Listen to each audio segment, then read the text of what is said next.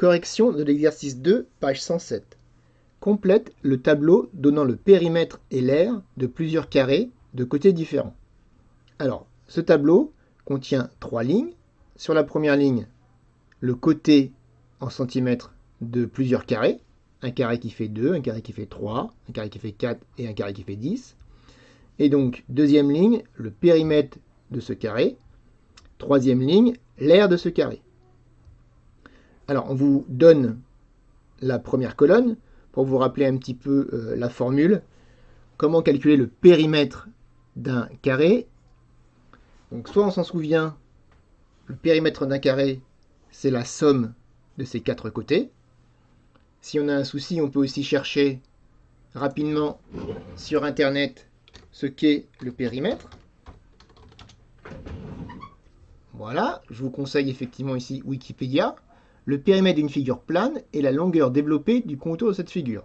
Le calcul du périmètre sert par exemple à déterminer la quantité de grillage nécessaire à la clôture d'un terrain. Pour tout polygone, le périmètre est égal à la somme de la longueur de ses côtés. Donc pour un carré, ça va être côté plus côté plus côté plus côté. Donc pour calculer le périmètre d'un carré, on multiplie le côté par 4. Donc ici, on va calculer le périmètre du carré de côté 3 en multipliant 3 par 4. 3 fois 4, 12. Le périmètre d'un carré de côté 4, c'est 4 fois 4, 16. Et le périmètre d'un carré de côté 10, 10 fois 4, 40. On a multiplié par 4. Deuxième ligne, l'aire du carré. Donc pareil, l'aire du carré, on se rappelle la formule où on la recherche, l'aire d'un carré. Donc l'aire d'un carré, la formule pour calculer l'aire d'un carré, c'est côté fois côté. Donc ici, vous devez multiplier le côté par lui-même pour trouver l'aire du carré. Donc un carré de côté 2, on fait 2 fois 2, ça donne 4. Un carré de côté 3, ça va donc faire 3 fois 3, 9. Un carré de côté 4, 4 fois 4, 16. Et un carré de côté 10, 10 fois 10, 100. Alors, maintenant que le tableau est rempli, on peut répondre aux questions. Réponds aux questions suivantes en justifiant. Le périmètre est-il proportionnel au côté du carré? Donc, peut-on passer de la grandeur côté à la grandeur périmètre en multipliant toujours par un même nombre? Ici, oui, c'est même l'exemple que l'on a mis dans le cours. Le côté d'un carré est proportionnel à son périmètre. On passe du côté au périmètre en multipliant toujours par 4.